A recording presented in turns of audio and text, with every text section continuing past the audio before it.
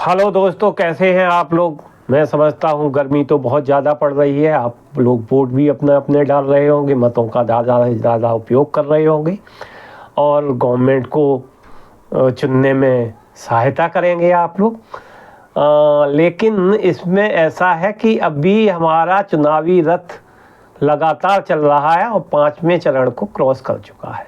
अब हम 6वें चरण की वोटिंग में प्रवेश करने वाले हैं। 6वें दौर की वोटिंग में जो 6वें दौर में वोटिंग होगी, जो 6वें दौर की वोटिंग है उसमें वोटिंग होगी आपकी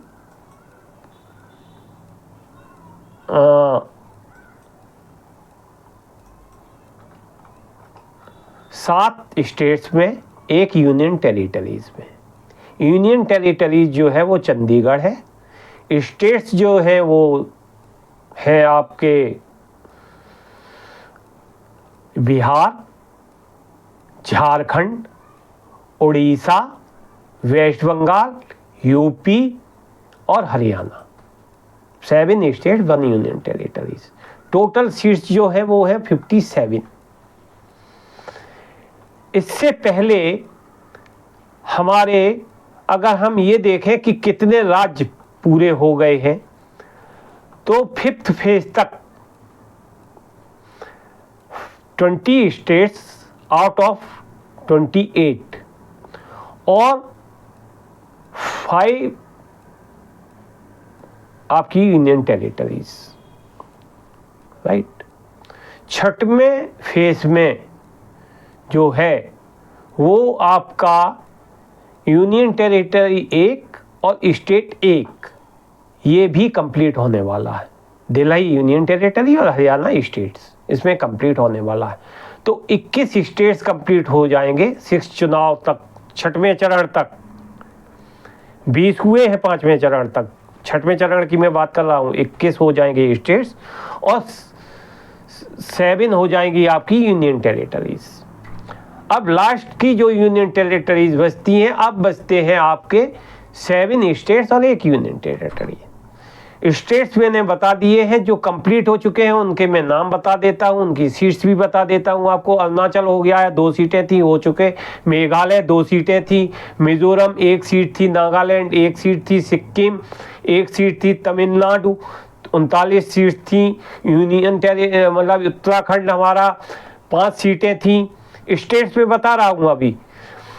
मणिपुर 2 सीटें थी, राजस्थान में 25 सीटें थी, त्रिपुरा में 2 सीटें थी, केरला में 20 सीटें थी, असम में 14 सीटें थी, छत्तीसगढ़ में 11 सीटें थी, कर्नाटका में 28 सीटें थी, गोवा में 2 सीटें थी, गुजरात में 26 सीटें थी, एमपी में 42 सीटें थी, एमपी में 29 सीटें थी,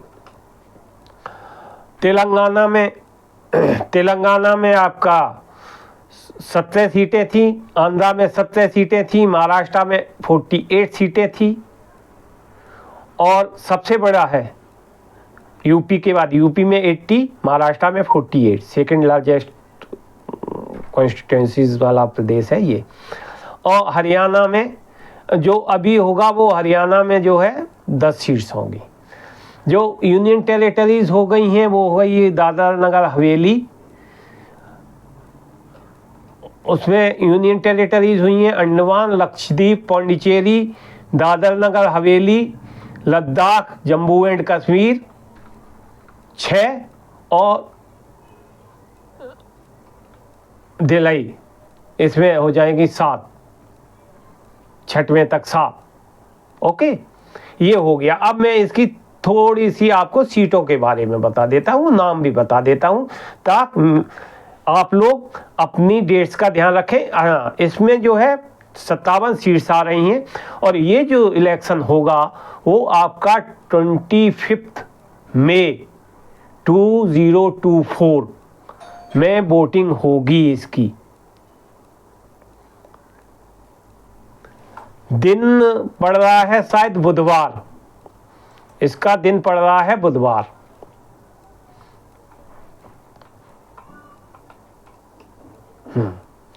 और आप अभी अपनी रजिस्टर निकाल लीजिए, कॉपी निकाल लीजिए, या आप अपनी लोकसभा सीटों का, कॉन्स्टिट्यूंसीज का ध्यान रखिएगा, उस हिसाब से वोटिंग करने जाइएगा। और मेरी रिक्वेस्ट ये है, ज़्यादा से ज़्यादा वोट करिएगा।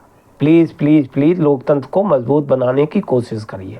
और मेरा चीखने चिल्लाने का मतलब सिर्फ यही है, ये वीडियो बनाने का, ताकि मैं समय से पहले आपको बता दूं कि किस कॉन्स्टिट्यूंसीज में किस दिन वोट पड़ने हैं, कहाँ कहाँ कौन जगह पे वोट पड़ने हैं। तो मैं बताता हूँ, बिहार में 8 हैं कॉन्स्टिट्यूंसीज। वाल्मीकि नगर है, पश्चिम चंपारण है, पूर्वी चंपारण है, सीहोर है, वैशाली है, गोपालगंज है, सीवान है और महाराजगंज है।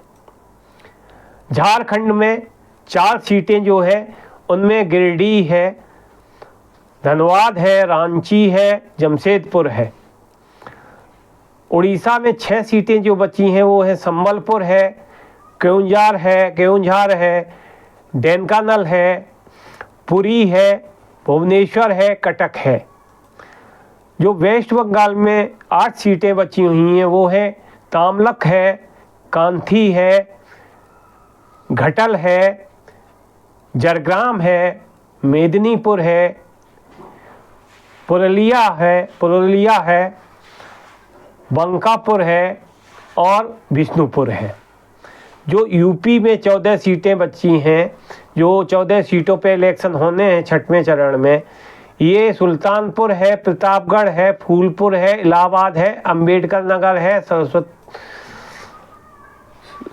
श्रीबस्ती है, डुमरियागंज है, बस्ती है, संत कबीर नगर है, लालगंज है, आजमगढ़ है, जौनपुर है, मछली शहर है और भदोई है। मतलब ये सारी सीटें पूर्वांचल की हैं आपकी 14 सीटें। मतलब अब यहाँ से पूर्वांचल स्टार्ट हो जाता है। 14 सीटों में यहाँ होगा और शायद कुछ 13 सीटों में, मतलब 13 सीटों में बाद में होगा, 7th फेज में होगा आपका। अभी जो आपको ये बताना है, अब जो दिल्ली यूनियन टेरिटरी इसी में आज ही के दिन इंक्लूड हुई है इसी चरण के लिए, और इसी चरण में मतदान पूरा हो जाएगा। 7 सीट्स है। They are Chandni Chowk, north east Delhi, east Delhi, new Delhi, north west Delhi, west Delhi और साउथ दिल्ली। हरियाणा एक स्टेट है, 10 कंस्टिट्यूंसीज हैं, इसी फेस में इंक्लूड हुआ है। इसी फेस में वोटिंग खत्म हो जाएगी। ये है अंबाला है, कुरुक्षेत्र है, सिरसा है, हिसार है, करनाल है, सोनीपत है, रोहतक है, भिवानी महेंद्रगढ़ इसे बोलते हैं पूरा, गुड़गांव है, फरीदाबाद है। तो ये 57 सीट्स डेट 25 मई 2024। बिहार की 8 सीट्स, झारखंड की 4 सीट, उड़ीसा की 6 सीट, वेस्ट बंगाल की 8 सीट, यूपी की 14 सीट, दिल्ली की 7 सीट और हरियाणा की 7 सीट्स। इन पर इलेक्शन होना है। अभी अगर आपको कोई भी डाउट है, एक बार मैं फिर से जल्दी बोल देता हूं इसके बारे में, फिर ना कहना कि ये आपने बताया नहीं था मेरे को, मैं तो भूल गया या मैंने लिखा नहीं था। माइंड में सेट कर लीजिए, नहीं कॉपी किताब निकाल लीजिए। बिहार में जो होनी है 25 तारीख 6 फेज 25 मई, दिन आप लोग देख लीजिएगा, दिन का मुझे अभी क्लियर नहीं है, शायद वेडनेसडे है। वाल्मीकि नगर है, पश्चिम चंपारण है, पूर्वी चंपारण है, सीहोर है, वैशाली है, गोपालगंज है, सीवान है, महाराजगंज है। झारखंड में गिरिडीह है, धनबाद है, रांची है, जमशेदपुर है। उड़ीसा में संबलपुर है, केउंझर है और ढेंकानाल है, पुरी है, भुवनेश्वर है, कटक है। वेस्ट बंगाल में तामलक है, कांथी है, घटल है, जरग्राम है, मेदिनीपुर है, पुरुलिया है, बेंकुरा है और बिष्णुपुर है। यूपी में सुल्तानपुर है, प्रतापगढ़ है, फूलपुर है, इलाहाबाद है, अंबेडकर नगर है, श्रीबस्ती है, डुमरियागंज है, बस्ती है, संत कबीर नगर है, लालगंज, आजमगढ़, जौनपुर, मछली शहर और भदोई। दिल्ली में 7 सीट्स हैं, 7 पे इसी दिन इलेक्शन होना है, इसी चरण में आई हैं। चांदनी चौक है, नॉर्थ ईस्ट दिल्ली है, ईस्ट दिल्ली है, न्यू दिल्ली है, नॉर्थ वेस्ट दिल्ली है, वेस्ट दिल्ली है और साउथ दिल्ली है, 7 सीट्स। हरियाणा 10 कॉन्स्टिट्यूंसीज हैं, एसी में इंक्लूड हुई है, इसी दिन फेज खत्म हो जाएगा। अम्बाला है, कुलचेत है, सिरसा है, हिसार है, करनाल है, सोनीपत है, रोहतक है, भिवंडी है, भिवानी है, महेंद्रगढ़ भी बोलते हैं इसको, भिवानी महेंद्रगढ़ भी बोलते हैं, भिवानी या महेंद्रगढ़ भी बोलते हैं, गुड़गांव है और फरीदाबाद है। ओके, अब आप लोगों से बस रिक्वेस्ट ये है कि ज़्यादा से ज़्यादा वोट डालिएगा, क्योंकि ये वोटिंग जो है पिछले बार भी हुई थी, वो बहुत ज़्यादा हुई थी, 67.7% शायद हुई थी पिछले इलेक्शंस में, जो बताया गया था सबसे ज़्यादा थी वोटिंग। तो लेकिन मुझे 67% नहीं चाहिए, ये 95% चाहिए मेरे को कम से कम वोटिंग। और इसके लिए मैंने एक सुझाव भी दिया था। अब ये संविधान के निर्माताओं के ऊपर और संविधान की परिभाषा को सुरक्षित करने वाले न्यायालय के ऊपर ये रहता है, इंटरप्रिटेशन के ऊपर रहता है कि वो इस पे कितना तवज्जो देते हैं, कितनी तवज्जो नहीं देती हैं। मेरा एक सुझाव ये था कि जो भी वोटर वोट डालने नहीं जाता है कॉन्स्टिट्यूंसी का, उस जगह का वोटर वहाँ के संबंधित ग्राम प्रधान को एक एप्लीकेशन देगा और उसमें रीजन डालेगा अपने वोटिंग न करने का कारण। वो प्रधान साहब जब इलेक्शंस ख़त्म हो जाएंगे तो चुनाव आयोग, जो भी संबंधित कलेक्टर होता है, जिला का चुनाव आयोग का अध्यक्ष वही होता है, पूरा चुनाव आयोग वही देखता है, हेड होता है चुनाव का, तो उसके पास जाएगी, वो वैलिडिटी देखेगा, reason is valid then it's okay, otherwise उसको पनिशमेंट दिया जाना चाहिए ऐसे वोटर्स को। ऐसे वोटर्स की सबसे बड़ी चीज़ ये है कि उनको फाइनेंशियल, ये देखिए क्या है, इंडिया बहुत ही जो है अच्छा और बहुत ही बेकार कंट्री है। अच्छा इसलिए है, यहाँ हर चीज़ है, हर वेराइटीज़ मिलेगी, हर तरह के इंसान मिलेंगे, टैलेंट हद से हद भरा, कूट के भरा है। लेकिन ये जो है डंडे खाने की आदत है यहाँ की जनसंख्या में 80% में। अंग्रेजों ने डंडे बरसाए खुश रहे, मुगलों ने डंडे बरसाए खुश रहे, सब चीज़ें सुचारू रूप से चलती रही। नहीं ये काम किया, 2 डंडे पड़े, हाँ कर देंगे। अब हमारा संविधान डंडे तो लगा नहीं सकता, हम लोकतंत्र में बैठे, आपको काफ़ी सुविधाएं मिल गई हैं तो आप उसका भरपूर नाजायज दुरुपयोग कर रहे हैं। लेकिन ये दुरुपयोग न तो देश के हित में है, ना लोकतंत्र के हित में है। जब बाहर के लोग देखते हैं और सुनते हैं ना 66.7% वोटिंग, कहते हैं इंडिया इज वर्स्ट कंट्री इस मामले में, जबकि आपके प्रधानमंत्री ने तो आपकी साख बना रखी है, आपकी और पार्टियों के प्रधानमंत्रियों ने भी साख बना रखी थी अपनी विदेशों में। इस समय हम वर्ल्ड के मोस्ट प्रोग्रेसिव इकोनॉमी कंट्री है, जीडीपी का हमारा रेशियो 7% के ऊपर जा रहा है। ठीक है, देश के 5वें सबसे बड़ी अर्थव्यवस्था वाले देश हैं। हाँ, जनसंख्या ज़्यादा है इसलिए हमारे यहाँ गरीबी भी ज़्यादा। कोई जो है मतलब अगर ये देखा जाए अर्थव्यवस्था के हालात में हम इतने पिछड़े हुए हैं कि 5वें पायदान पे होते हुए भी हम अपनी अर्थव्यवस्था में जीडीपी में लगातार 21 साल तक 15% इंक्रीज करते रहें, और चीन आज की डेट से लेके अगले 21 साल तक कोई भी इंक्रीज ना करे, तब भी हम चीन के बराबर 21 साल बाद पहुंचेंगे। ये समझिए, ये है हमारी स्थिति। और दोस्तों, ये तो कहने की बात है कि इतने हजार रुपए पर व्यक्ति की है, जीडीपी में भाग दे दिया जनसंख्या का, लेकिन पूछो जाके गांव में कि स्थिति क्या है। ऐसे भी लोग हैं जिनको 2 जून की रोटी से नसीब नहीं हो रही है, जिनको जो है सर ढकने के लिए छत नहीं है जिनके पास, जिनके बच्चों की पढ़ाई की व्यवस्था के लिए पैसा नहीं है। तो ऐसे लोग भी हैं। लेकिन आप ऐसे हो क्यों?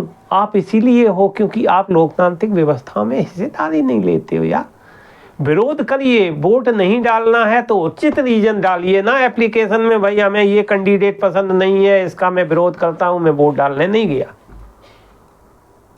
कहिए ना, हिम्मत जुटाइए, सत्य कहने की हिम्मत जुटाइए। अगर कैंडिडेट अच्छा नहीं लगता कैंडिडेट, और अगर आप अपने काम के लिए जो है लोकतांत्रिक व्यवस्थाओं को जो है वो अमली जामा नहीं पहनाएंगे तो ये बुरी बात है, ये गंदी बात है, इसका ज़रा ध्यान देना चाहिए। बस मेरी यही रिक्वेस्ट है और इसी रिक्वेस्ट के साथ मैं ये वीडियो ख़त्म करता हूँ। आशा है आप लोग मेरी बातों पर ध्यान देंगे, चुनाव आयोग भी मेरी बातों पर ध्यान देगा। अब वक्त आ गया है, देखिए हमारा वोटिंग परसेंट 95-96% होना चाहिए। हाँ, 2-4% ऐसे हो सकते हैं जो वोट डालने नहीं जा पाए, वृद्ध होंगे, विकलांग होंगे, या कोई और रीजंस रहे होंगे, फैमिली में कुछ ट्रेजेडी हो गई होगी, कुछ भी हो गया होगा जिसके कारण नहीं जा पाए होंगे, तो वो सब चलता है। और आप लोग, और विशेषकर युवा, जो चौंक गया मैं तो 44.9 करोड़ और द वोटर्स, युवा वोटर, यंग वोटर्स 4.9 करोड़ युवा वोटर्स है इस समय। रजिस्ट्रेशन किया है 1.8 करोड़ ने, यानी कि 37% लोगों ने रजिस्ट्रेशन कराया है। 63% अभी भी अपने घर में मक्खी मार रहा होगा। इंटरनेट देखता है 80% युवा इंटरनेट देखता है और 4-5 घंटे व्यतीत करता है भाई मेरे। तो जरा देश की अर्थव्यवस्था पे ध्यान दीजिए ना, देश की लोकतांत्रिक व्यवस्थाओं पर ध्यान दीजिए। आप लोकतांत्रिक व्यवस्थाओं को संभालेंगे, देश की अर्थव्यवस्था संभल जाएगी, देश का भ्रष्टाचार खत्म हो जाएगा और देश की सरकारें जो हैं वो एकदम पाक और साफ चुन के आएंगी। ये आप नोट कर लीजिए मेरी बात। मैं बस आपसे इजाज़त चाहता हूँ। जय भारत, जय हिंद, जय लोकतंत्र।